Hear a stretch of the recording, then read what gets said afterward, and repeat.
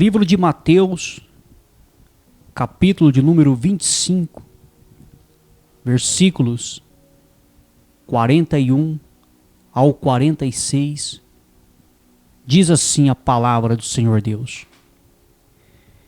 Então o rei dirá também aos que estiverem à sua esquerda: afastem-se de mim, malditos, para o fogo eterno, preparado para o diabo e seus anjos.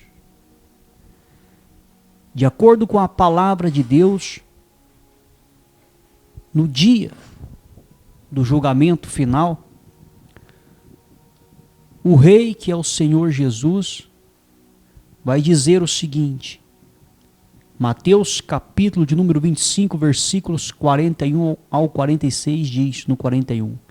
Então o rei dirá também aos que estiverem à sua esquerda, no dia do julgamento, o grande juízo: afastem-se de mim, malditos, para o fogo eterno, preparado para o diabo e seus anjos. Coisa dura. Vivemos num país tropical onde existem regiões que se chega no máximo a 40 graus, 35 graus, e as pessoas já reclamam. É insuportável. É um absurdo. Os dias quentes, o calor. Agora, nada é comparado ao inferno. O calor que se faz nos dias de hoje não é comparado ao inferno. Porque a palavra de Deus diz que haverá prantos e ranger de dentes, gritos de socorro. Pessoas vão se desesperar. E o detalhe não é algo que, como um dia quente, que durante o dia faz o calor, mas durante a noite ainda refresca. Tem como a pessoa se refrescar tomando água, tomando um banho frio. E não é simplesmente um calor comum de 35 graus, 40 graus, como nós conhecemos aqui no Brasil. A palavra diz fogo, lago de fogo e enxofre, onde as pessoas vão sofrer por toda a eternidade, junto com o diabo, seus anjos, a besta e o falso profeta, por toda a eternidade, um dia após o outro, um dia após o outro, um dia após o outro, e nunca haverá fim. Nunca haverá fim. O detalhe é que muitos que professam uma fé cristã, muitos que se dizem crentes, acham que não correm um risco de ir para o inferno, só porque faz parte de um clube, só porque faz parte de uma igreja. Nós falamos clube porque muitas igrejas parecem clubes. Parecem clubes.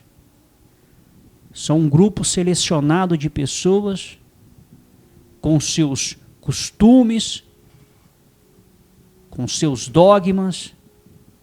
Parece clube. Parece desfile de moda. Parece estar tudo indo muito bem. Mas não se engane. Porque de acordo com a palavra de Deus, um grande número de pessoas vão perder a salvação da alma. E não é porque cometem os pecados que nós conhecemos. Porque muitas pessoas acreditam, muitos crentes, que somente as pessoas que matam, que roubam, que prostituem, que adulteram, que se embriagam, que se drogam, Muitos crentes olham para essas pessoas e acham que essas pessoas vão perder a salvação da alma. Não que essas práticas estejam de acordo com a palavra de Deus, porque não está de acordo, mas não se esqueça. Quando Jesus relatou em Mateus capítulo 25, versículos 41 e 46, ele se dirigiu a crentes que estarão achando que estão salvos, mas vão ter uma surpresa, vão perder a salvação da alma. Mesmo sendo dizimista, mesmo sendo ofertante, mesmo não se embriagando, mesmo não se prostituindo, mesmo não adulterando, mesmo não mentindo, não roubando, não matando, vão perder a salvação da alma, uma grande parte. Aí você diz, mas como que isso é possível? Não sou eu que estou dizendo, foi Jesus quem disse. E muitos podem não concordar, porém não tem que discutir comigo, tem que discutir com quem disse. Tem que discutir com Jesus, porque foi ele que disse isso. E ele deixa isso muito bem claro. É conhecido como o pecado da omissão. Pecado não é somente quando transgredimos o que Deus diz que não pode fazer, mas quando deixamos de fazer o que tem que ser feito. Isso é omissão. Isso é omitir. E a omissão diante de Deus é um pecado que leva à condenação da alma. Diz a palavra de Deus: porque tive fome e vocês não me deram de comer. Tive sede e vocês não me deram de beber. Sendo forasteiro, vocês não me hospedaram. Estando nu, vocês não me vestiram. Achando-me enfermo e preso, vocês não foram me ver. E eles lhes perguntarão. Olha tudo que Jesus disse, hein? E eles lhes perguntarão, porque o ser humano é assim. O ser humano não aceita ser confrontado. O ser humano não aceita ser confrontado por um outro ser humano e nem pelo próprio Deus. Todas as vezes que Deus foi confrontar o ser humano sempre rebateu e sempre retrucou. O ser humano é assim. Quando Adão cai em transgressão, ele não quis aceitar que ele estava errado. Ele disse: a mulher que o Senhor me deu, ela me deu do fruto e eu comi. Se defendendo. E o próprio Jesus disse que no dia do juízo as pessoas vão querer se defender, mas não vai ter como se defender. Não vai ter como. Ele diz: e eles lhe perguntarão, quando foi que vimos o Senhor com fome? Com sede? Forasteiro? Nu? Enfermo? Ou preso? E não socorremos? Quando foi que isso aconteceu, Jesus? Quando foi? Repare que em momento algum Jesus relatou: afastem-se de mim, malditos, para o fogo eterno preparado para o diabo e seus anjos, porque vocês não dizimavam, porque vocês não ofertavam, porque vocês se prostituíam, porque vocês adulteravam, porque vocês mentiam. Não que isso seja correto fazer, mas repare que aqui Jesus está tratando do pecado da omissão. Ele está dizendo: afastem-se de mim, malditos, porque tive fome e não me destes de comer. Tive sede, vocês não me deram de beber. Sendo forasteiro, vocês não me hospedaram. Estando nu, vocês não me vestiram. Achando-me enfermo e preso, vocês não foram me ver. Então afaste-se de mim, malditos. Então as pessoas vão perguntar: E eles lhes perguntarão: quando foi que vimos o Senhor com fome, com sede, forasteiro, nu, enfermo, preso, e não socorremos? Então o rei responderá: em verdade lhes digo que sempre que o deixaram de fazer a um destes mais pequeninos, foi a mim que o deixaram de fazer. Então Jesus vai dizer: quando vocês deixaram de fazer aos seres humanos que foram criados à imagem e à semelhança de Deus, vocês deixaram de fazer para mim também. Então, apartai-vos de mim, clubinho de crentes hipócritas que acham, que se sentem superiores, que se acham, que se sentem por cima da carne seca. Cuidado, muitos terão uma surpresa no dia do julgamento. Não sou eu que estou dizendo, foi Jesus quem disse. Terão uma surpresa no dia do julgamento. E estes irão para o castigo eterno, porém os justos irão para a vida eterna.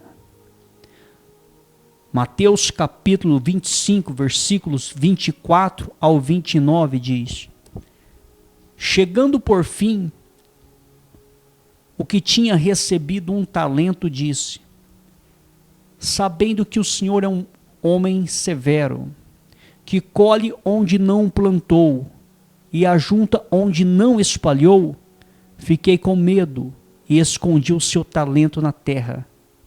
Aqui está o que é seu. A parábola conta onde algumas pessoas receberam o talento de Deus. Algumas receberam mais, outras mais ou menos e outra menos. Mas a parábola diz que o que recebeu mais trabalhou aquele talento, fez com que aquele talento rendesse mais ainda.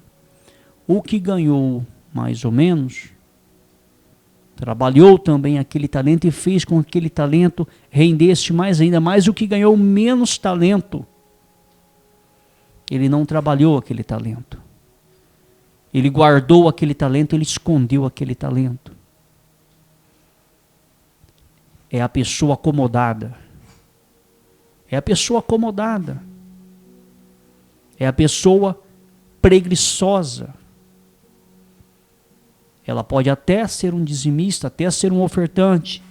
Ela pode até não beber, não fumar, não se prostituir, não adulterar.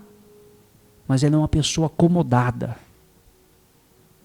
É um mau servo. É um mau servo.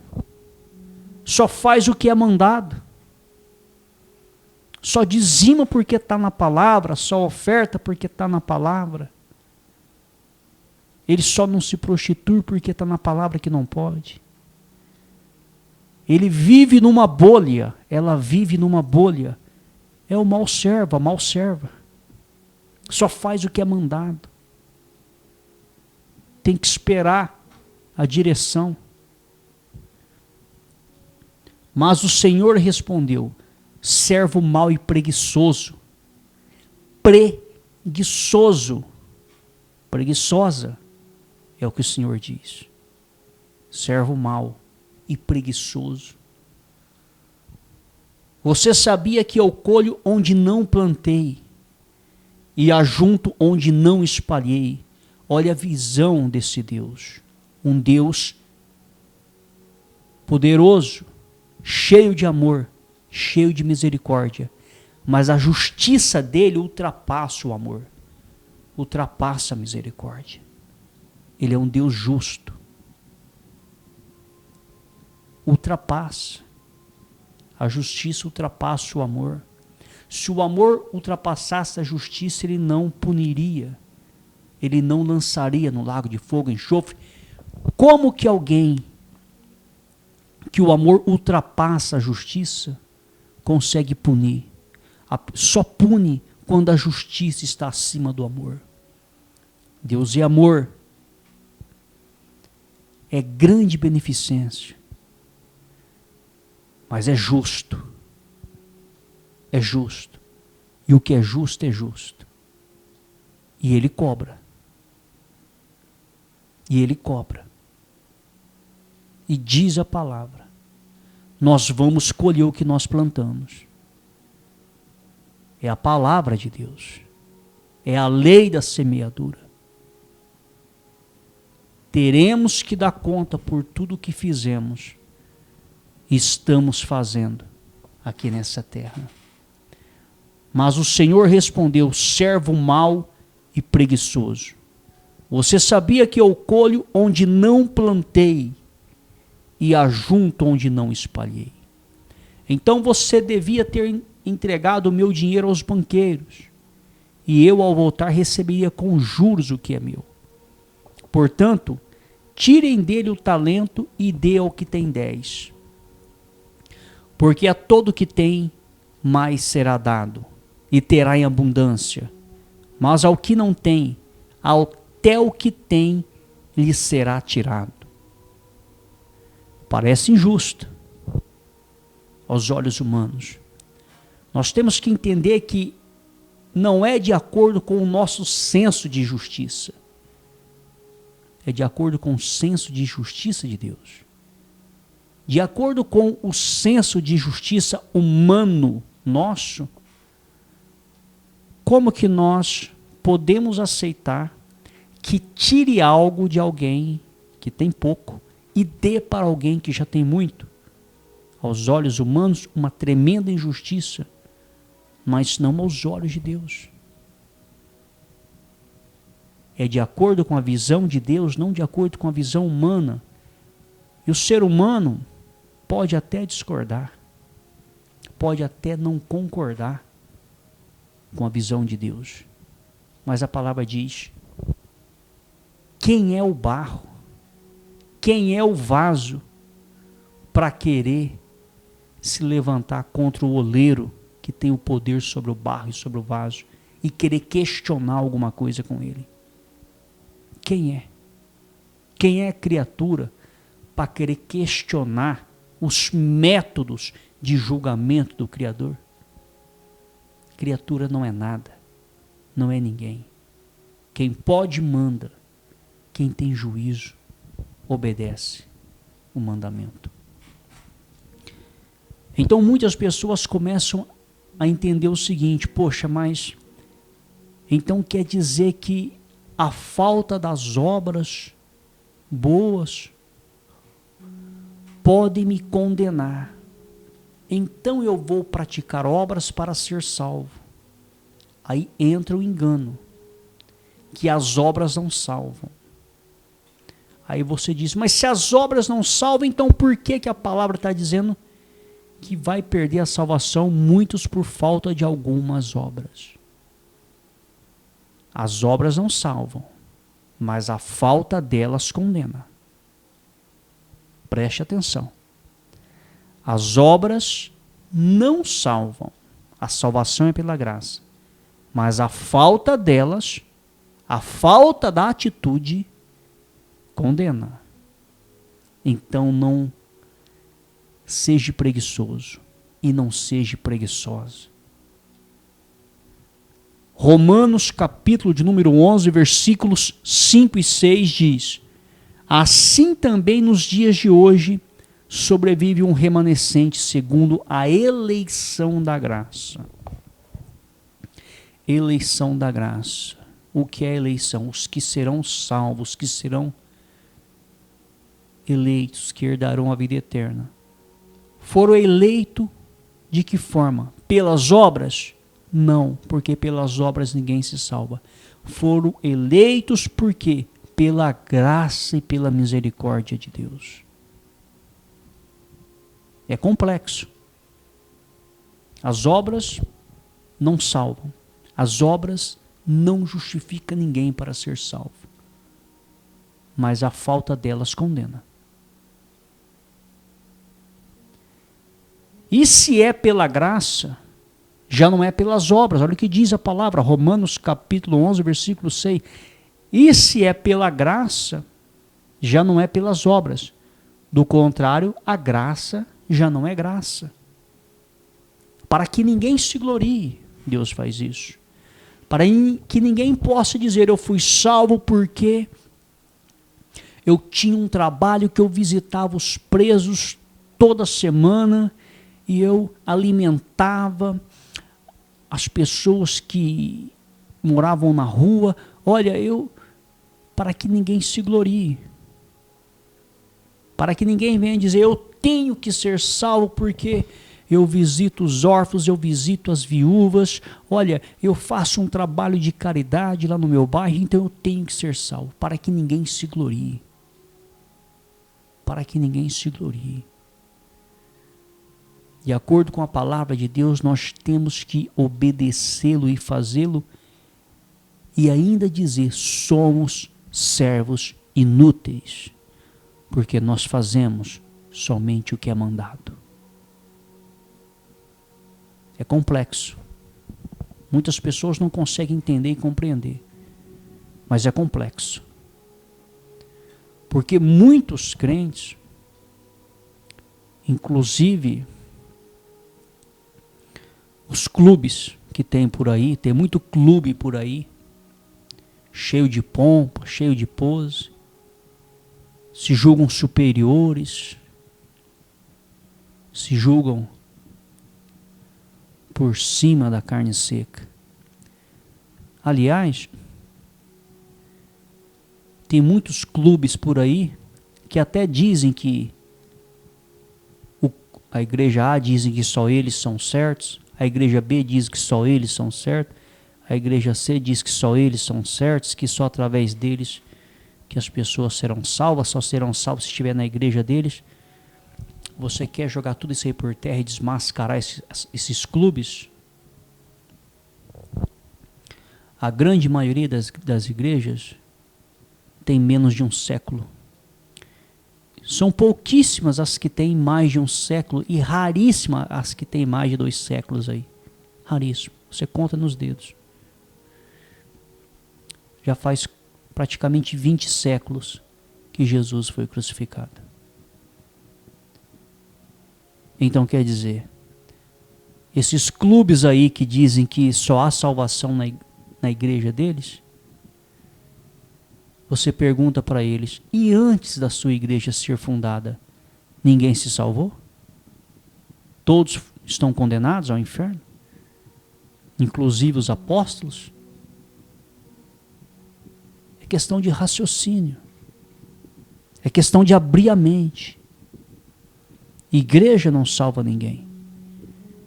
Muito menos esses clubes que se dizem superiores. Muito menos esses clubes.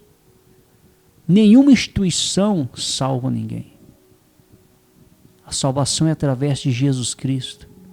E Jesus Cristo não habita em nenhuma igreja feita por mãos humanas, não habita em nenhum clube, em nenhum templo físico.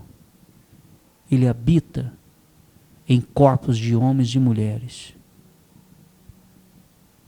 É o que diz a palavra de Deus. Então, nosso objetivo aqui não é denegrir igreja A, igreja B, igreja C, pregador, pregadora, seja lá quem for. Nosso objetivo simplesmente é mostrar o que realmente diz a palavra de Deus. Agora, se a palavra confronta, aí já não é culpa nossa. Se a palavra coloca algumas pessoas contra a parede, já não é culpa nossa. Então, se tiver que questionar, questione com o Criador, porque nós apenas fazemos essas explanações dos textos sagrados. Nós apenas mostramos o que diz a palavra de Deus nas luzes das Escrituras sagradas. Não concorde, não questione, não é problema meu.